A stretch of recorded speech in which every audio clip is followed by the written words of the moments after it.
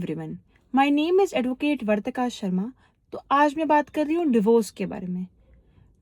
मैं ये बात कर रही हूँ कि डिवोर्स कितना ज़्यादा बढ़ रहा है। आप ये वाला मामला ही देखेंगे कि ये कम होने का नाम ही नहीं ले रहा है। डिवोर्स का मामला बढ़ता ही जा रहा है।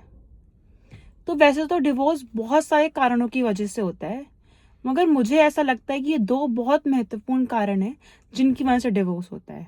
सबसे पहला कारण हो सकता है आपका डिवोर्स का एक्स्ट्रा मैरिटल अफेयर, पति या पत्नी के बाहर का ही संबंध होना। और दूसरा सबसे बड़ा कारण ईगो, एटीट्यूड और अहंकार, जो बढ़ता ही जा रहा है, कम ही नहीं हो रहा। अहंकार वो जो पति पत्नी दोनों में है। मैं एक एग्जाम्पल देती हूँ आप लोगों को। सपोज करें हस्बैंड वाइफ की लड़ाई हुई है, बहुत छोटी सी लड़ाई है, ज़्यादा बड़ी भी नहीं मैं बोलूँगी। तो इसमें वाइफ क्या करती है, तुरंत घर छोड़ के चली जाती है और तुरंत जाके पुलिस में कंप्लेन करा देती है। कंप्लेन कराने के बाद सबसे पहले रिपोर्ट कराएगी, फिर मेंटेनेंस की मांग कर देगी। अगर हस्बैंड ये रिश्ता बचाना भी चाह रहा होगा ना, तो ये सुनकर वो रिश्ता वैसे ही तोड़ देता है। तो आप ये वाले मामले आप ये देखोगे कि बढ़ते ही जा रहे हैं, कम नहीं हो रहे हैं। अभी मैं आपको एक हाल ही का मामला बताने जा रही हूँ, जिसमें आप एज सुन के ही सोचेंगे कि इतने साल के लोग भी डिवोर्स लेते हैं।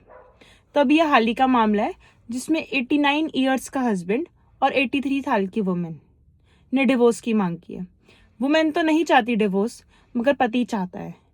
सुप्रीम कोर्ट में गए हैं और उन्होंने, जो पति है उसने बोला कि मुझे डिवोर्स चाहिए, मगर पत्नी ने मना कर दिया। पत्नी ने साफ बोला है कि मैं मरते दम तक अपने पति के साथ रहना चाहती हूँ।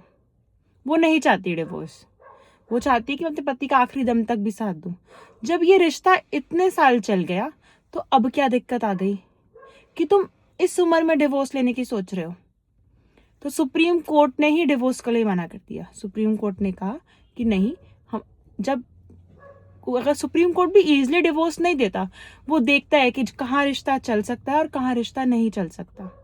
Article 149 of the constitution supreme court को ही कहता है कि आप बड़े इजीली डिवोर्स दे सकते हैं, मगर सुप्रीम कोर्ट ने यह देखा कि यहाँ रिश्ता चल सकता है, तो उसने डिवोर्स मना कर दिया, डिवोर्स नहीं दिया।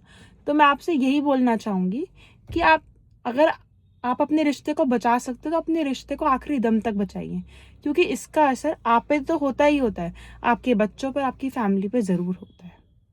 तो अगर आप अपने रिश्ते को बात करके, कैसे भी करके अगर बचा सकते हो तो प्लीज़ बचाइए। Thank you.